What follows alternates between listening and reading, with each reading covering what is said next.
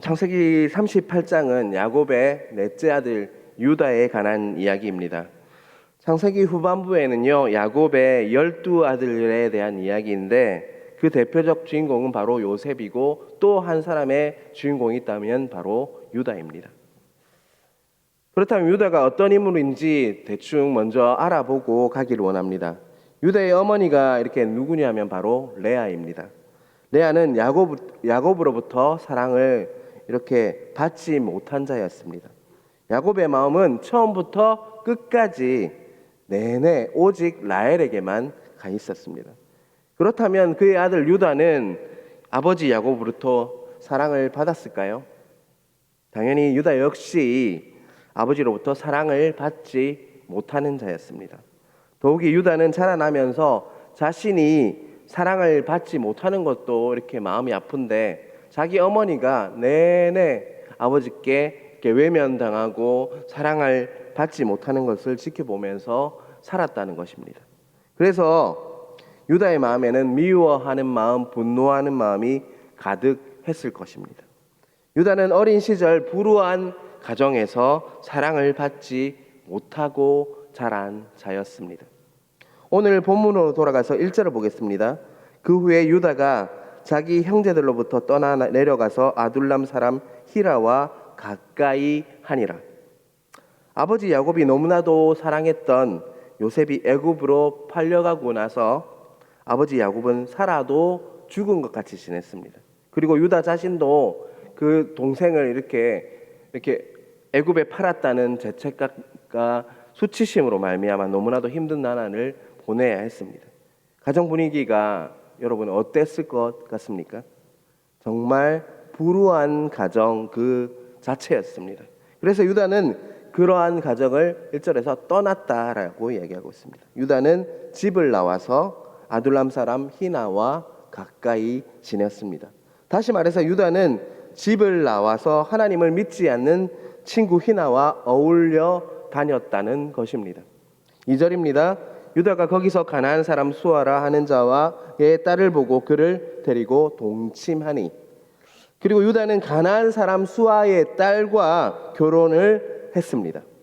유다는 하나님을 믿지 않는 이방 여인과 불신 결혼을 하게 되었습니다. 유다는 불우한 어린 시절을 보냈고 그리고 신앙생활을 떠났고 청년 시절에 신앙생활을 떠났고 믿지 않는 여인과 불신 결혼을 하게 되었다는 것입니다. 4절에서 6절은 유다가 결혼하고 나서 낳은 자녀들, 첫째 아들 엘, 둘째 아들 오난과 셋째 아들 셀라에 대해서 이야기하고 있습니다. 세월이 지나서 유다의 첫째 아들이 다말과 결혼할 만큼 첫째 아들이 이제 결혼을 하게 되니까 시간이 많이 지난 거죠. 그리고 나서 7절에서 12절은 결혼한 유다의 삶이 어떠했는지, 불행했는지 행복했는지에 대해서 말씀하고 있습니다. 7절에서 유다의 큰아들 엘이 여호와 보시기에 악했기 때문에 하나님께 벌을 받아서 죽었다라고 이야기하고 있습니다. 큰아들이 어떻게 됐다고요? 죽었다고 이야기하고 있습니다. 8절에서 10절을 보면 그 큰아들이 엘이 죽은 후에 고대 근동의 풍속이 있는데 유다는 그 둘째 아들 오난에게 이렇게 네가 들어가서 형수를 취해라 이렇게 이야기하고 있습니다. 그래서 네 형의 씨가 계속될 수 있도록 만들어줘라라고 아버지는 둘째 아들에게 오난에게 명령하고 있습니다. 8절에서 10절 이야기는 어찌 보면 오늘날의 우리의 정서로서는 도저히 이해할 수 없는 부분입니다. 하지만 그 당시에는 아들이 결혼을 했지만 이렇게 빨리 죽게 되면 그 동생이 형수를 취하고 그로 인해서 태어난 첫 번째 자식은 죽은 자의 자식으로 이렇게 여겼습니다. 따라서 죽은 형의 가문과 이름이 그로 인해서 태어난 아들로 인해서 보존되게 되는 것입니다. 그리고 그 태어난 아들에게 죽은 형이 받을 모든 재산 이런 것들을 다 물려 주었습니다. 그래서 유다는 그 당시 풍속에 따라서 오난에게 형수를 취해라고 이렇게 명령한 것입니다. 9절에서 10절입니다. 오난이 그 씨가 자기 것이 되지 않을 줄 알므로 형수에게 들어갔을 때 그의 형에게 씨를 주지 아니하려고 땅에 설정함에 그 일이 여호와 보시기에 악함으로 여호와께서 그도 죽이시니. 둘째 아들 오나는 아버지의 그 명령을 순종하는 것처럼 했지만 아버지 유다를 저버렸습니다. 형수와 관계를 맺었지만 형수가 자식을 낳지 못하도록 만들었다는 것입니다. 그 이유는 유다에게 아들이 이렇게 3명이 있다고 했지 않습니까? 근데 첫째 아들 형이 죽었어요.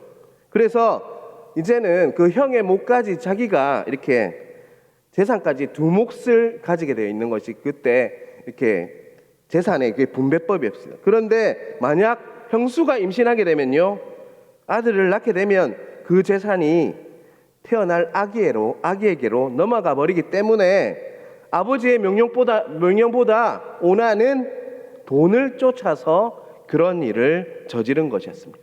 10절입니다. 그 일이 여호와가 보시기에 악함으로 여호와께서 그도 죽이시니. 하나님께서는 그 일이 악했기 때문에 오난을 벌하여서 죽여버렸습니다. 유다는 아들 둘을 잃어버렸습니다. 그는 계속적인 비극을 맞이하게 된 것입니다. 11절은 분명히 아들 2명을 잃은 원인은요, 아들 2명이 악했기 때문이라고 성경을 설명하고 있습니다. 다시 말해서 아들 둘이 잘못을 해서 죽은 것인데 유다의 입장에서 보면 마치 며느리가, 집안에 다말이라는 며느리가 잘못 들어와서 그와 이렇게 연관이 있는 사람들이 다 죽는구나, 아들들이 죽게 되었다고 생각하면서 다말을 친정으로 쫓아내버립니다. 그리고 막내 아들 셀라가 크면 너에게 줄 테니 수절하고 있으라 라고 말하고 있습니다. 하지만 11절 마지막 부분에 셀라도 그 형들같이 죽을까 염려함이라 이렇게 이야기하고 있죠. 유다는 그 약속을 지킬 의지가 없다는 것을 이 말씀을 통해서 우리는 확인할 수가 있습니다. 12절 앞부분은 또 유다의 아내도 죽었다라고 성경은 말씀하고 있습니다. 우리 12절 앞부분까지 우리가 살펴보았는데요, 지금까지의 유다의 인생은 어떤 것 같습니까? 불우한 어린 시절을 보냈습니다. 그 가정이 불우했죠. 어머니를 사랑하지 않는 그 모습을 어릴 때부터 보고 자랐어요. 청년 때는 하나님 믿지 않는 친구와 어울려 다니면서 하나님과 멀어졌습니다. 그리고 결국 하나님을 믿지 않는 이방 여인, 불신 결혼을 했습니다. 또 어떻게 됐죠? 결혼을 했지만 행복했습니까? 아들 둘을 잃고 또 아내까지 죽게 되는 슬픔과 비극의 끝판왕이 바로 유다였던 것입니다. 이로 인해서 정말 유다는 살 소망이 없이 살아가게 되었습니다. 더욱이 그 이후에 나오는 12절부터 23절까지는 유다 평생에 가장 수치스럽고 부끄러운 행적이 담겨 있습니다. 아내를 잃은 유다는 친구 히라와 딥나로 올라가서 양털을 깎았습니다. 고대 근동 지역에서 양털을 깎는 날은 바로 잔칫날입니다. 왜냐하면 그날 이렇게 양털을 깎고 어떻게 됩니까? 돈을 벌게 되겠죠.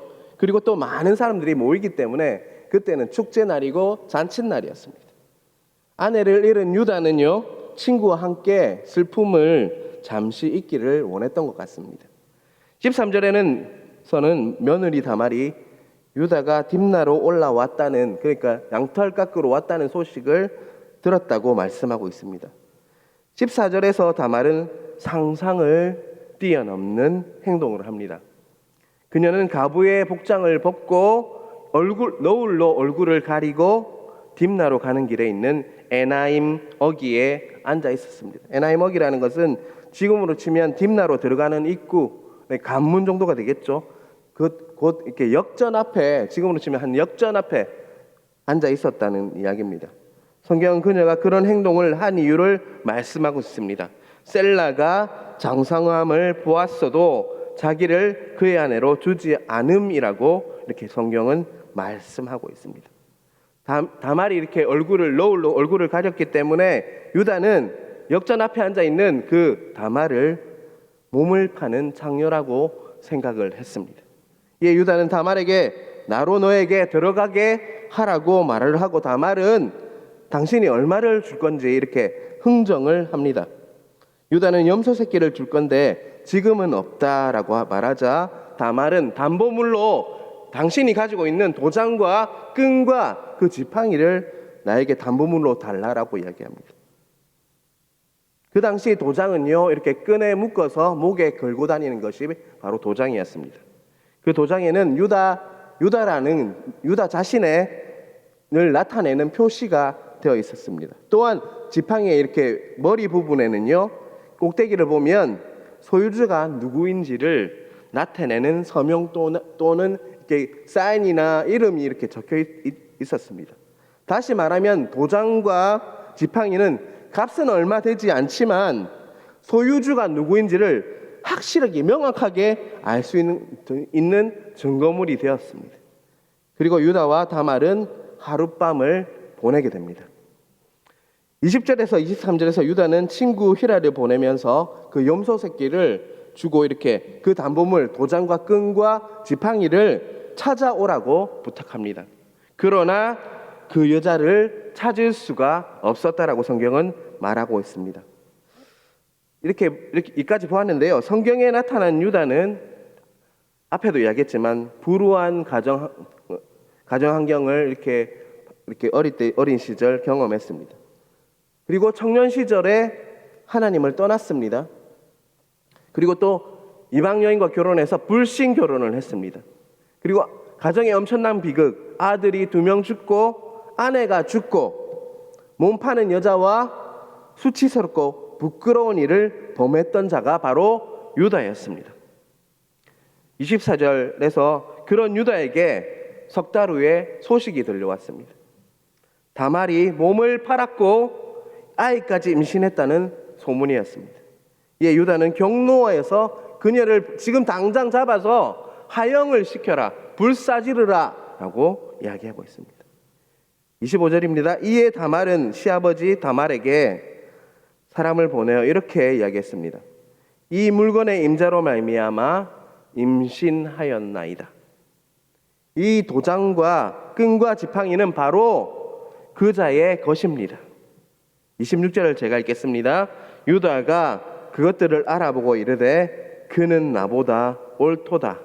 내가 그를 내 아들 셀라에게 주지 아니하였음이로다 하고 다시는 그를 가까이 하지 아니하였더라.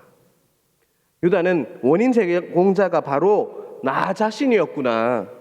다말에게 내가 셀라를 주었다면 이런 일이 생기지 않았을 건데 내가 약속을 지키지 않았고 혼자 있는 며느리에게도 아무것도 주지 못했기 때문에 이런 일이 일어났구나 라고 유다는 고백하고 있습니다.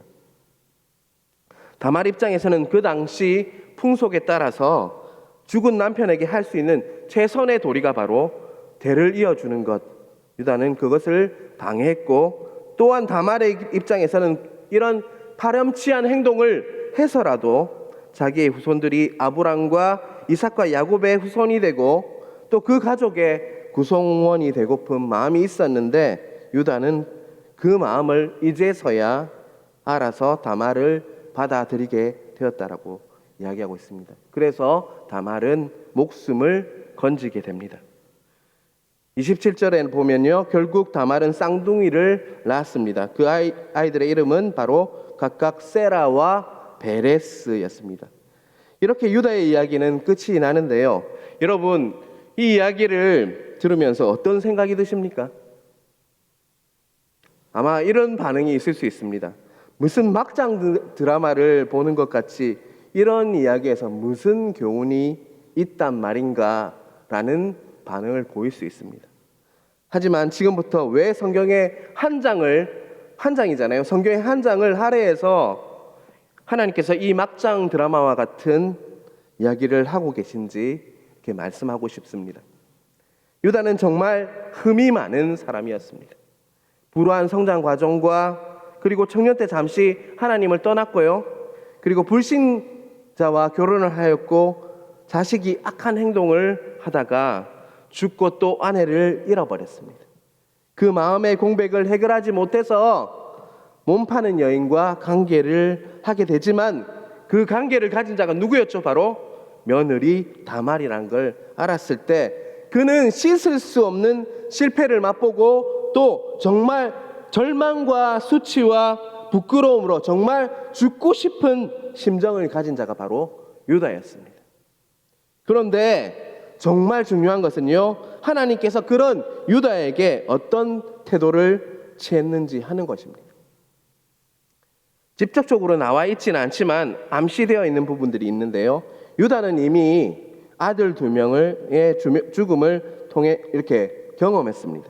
아들 2명은 무엇을 하다가 죽었다고 했죠? 악을 행하다가 하나님께서 벌을 주셔서 죽었다고 했습니다. 유다는 벌써 2번이나 그 경험을 했어요. 그래서 며느리 다말과 있을 수 없는 관계에서 자식을 갖게 되었으니 다시 말해서 유다는 확신했습니다. 악을 행해서 얻은 자식이니 죽어야 마땅하다라고 여겼습니다.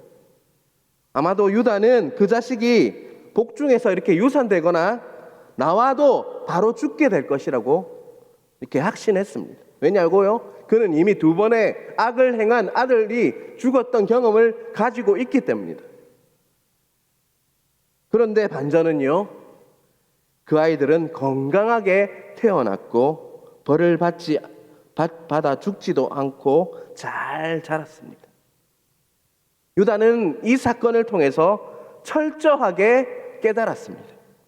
나는 이만큼 추하고 흠 많은 자이며 수치와 부끄러움으로 가득 찬 존재인데 하나님께서는 그런 나의 허물을 덮어주시고 불쌍히 여겨주셔서 용서해 주셨구나. 또한 나아가서는 2 아들 베레스와 세라를 태어나게 하시고 건강하게 자라나게 하신 것은 나에게 새로운 기회를 열어주시는 거구나 라는 깨달음. 바로 유다에게는 복음적 각성이 찾아온 것입니다. 이 사건 이후에 유다의 삶은 완전하게 변하게 됩니다. 창세기 44장에는요, 우리가 앞으로 보게 될 44장에는 그런 변화된 유다의 모습을 발견할 수 있습니다. 요셉이 애굽에 팔려간 후에 야곱의 가정은 만신창이가 됩니다. 왜냐고요? 아버지가 가장 사랑했던 아들이 요셉이지 않습니까? 야곱은 요셉을 그리워하면서 거인 폐인처럼 지냈을 것입니다. 그런 상황에서 애굽으로 팔려갔기 때문에 애굽의 총리가 되었죠. 요셉은 형들을 이렇게 만나게 됩니다. 요셉은 형들을 시험하려고 몇 번이나 이렇게 누명을 세워요. 그 누명으로 요셉을 잃고 막내 아들인 베냐민만 이렇게 마지막 소망이라고 여기고 있는 붙잡고 사는 아버지에게서 이제는 베냐민까지, 이렇게 막내 아들이 베냐민이잖아요.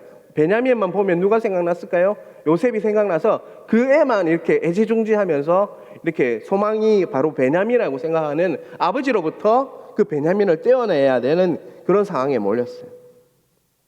바로 그때 유다가 이렇게 44장에 보면요, 아주 호소력 있는 설교를 합니다. 연설을 하게 되는데 그 연설을 계기로 요셉은 마음을 돌리고 자신의 형들에게 자신이 요셉임을 밝히고 형들과 요셉이 화해하게 되는 계기를 만드는 자가 바로 유다가 됩니다. 그는 다말 사건으로 자신이 얼마나 추악한 죄인인지를 깨달았고, 그럼에도 불구하고 그 추악한 죄인을 불쌍히 여기시고 사랑하시는 하나님 아버지의 사랑과 은혜를 깨달았습니다. 유다는 세상을 보는 눈이 완전히 달라졌고 아버지 야곱과 동생 요셉을 이해하게 되었습니다. 실패와 좌절로 얼룩진 인생이 바로 화해와 평화와 사랑의 사람이 된 것입니다. 마태복음 1장 3절입니다. 제가 읽겠습니다. 유다는 다말에게서 베레스와 세라를 낳고 베레스는 헤스론을 낳고 헤스론은 람을 낳고, 이렇게 해서 예수님의 그 족보입니다. 이건 예수님의 족보인데요, 누가 등장하죠? 유다, 다말, 베레스, 세라가 다 등장합니다. 제가 예수님을 믿고 이렇게 초신자 때 처음 성경을 열심히 읽었는데요, 저는 불신 가정에 태어나서 예수님을 늦게 믿었습니다. 처음에 저는 당연히 그 성경을 읽으면서 요셉 가문에서 예수님이 태어난 줄 알았습니다. 그런데요, 아브라함과 이삭과 야곱과 요셉이 창세기 거의 모든 부분을 이렇게 차지하고 있기 때문에 당연히 요셉 가문에서 예수님이 난 줄 알았습니다. 그런데 예수님은요, 분명히 요셉 가문이 아니라 누구 가문요? 유다의 후손으로 이 땅에 오셨습니다. 유다의 사자라는 별명이 있지 않습니까? 예수님의 별명이. 유다의 가문에서 예수님은 태어납니다. 그리고 우리를 구원해 주셨습니다. 이 땅에는 유다처럼 살아가는 수많은 사람이 있습니다.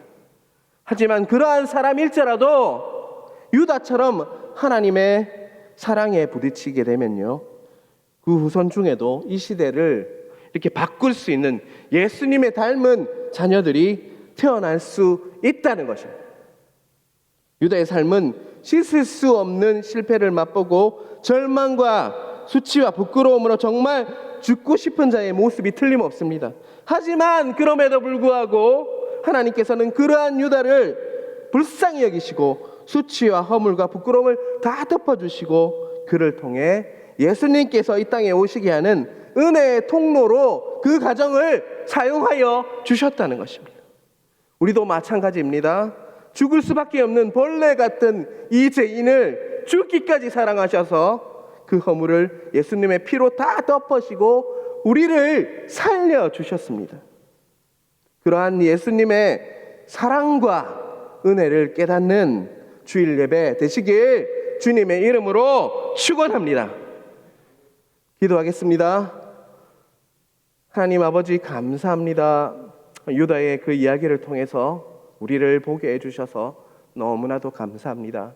하나님 아버지, 정말 벌레와 같은 죽을 수밖에 없는 우리를 죽기까지 사랑하셔서 정말 은혜로 우리를 구원하여 주신 그 은혜를 다시 한번 기억하게 하시고 오늘 주일 예배를 통해서 그 은혜와 감사가 넘칠 수 있도록 우리에게 역사하여 주시옵소서. 예배를 드릴 때 그냥 드리지 않게 하여 주시고 정말 영과 진리로 온전히 주님을 정말 찬양하며 감사하며 드릴 수 있는 은혜를 허락하여 주시옵소서. 또한 하나님 예배를 통해서 막혀 있는 것들이 다 이렇게 뚫리게 하여 주시고 또 묶여 있는 것들이 다 풀리게 하시는 하나님 영적 돌파가 있게 하여 주셔서 오늘 하루 정말 예배를 통해서 다시 살아나는 그 역사를 보게 하여 주십시오. 담임 목사님 말씀을 전할 때 하나님 영육간의 강건함을 주시고 모든 것들을 부어주셔서 그 말씀을 통해서 하나님의 음성을 들을 수 있는 우리 성도님들 될 수 있도록 일하여 주시옵소서. 이 모든 말씀 살아계신 예수님 이름으로 기도드리옵나이다. 아멘. 하늘에 계신 우리 아버지, 아버지의 이름을 거룩하게 하시며 아버지의 나라가 오게 하시며 아버지의 뜻이 하늘에서와 같이 땅에서도 이루어지게 하소서. 오늘 우리에게 일용할 양식을 주시고 우리가 우리에게 잘못한 사람을 용서하여 준 것 같이 우리 죄를 용서하여 주시고 우리를 시험에 빠지지 않게 하시고 악에서 구하소서. 나라와 권능과 영광이 영원히 아버지의 것입니다. 아멘. 우리 주여 한번 외치고 우리 주께로 나아가겠습니다.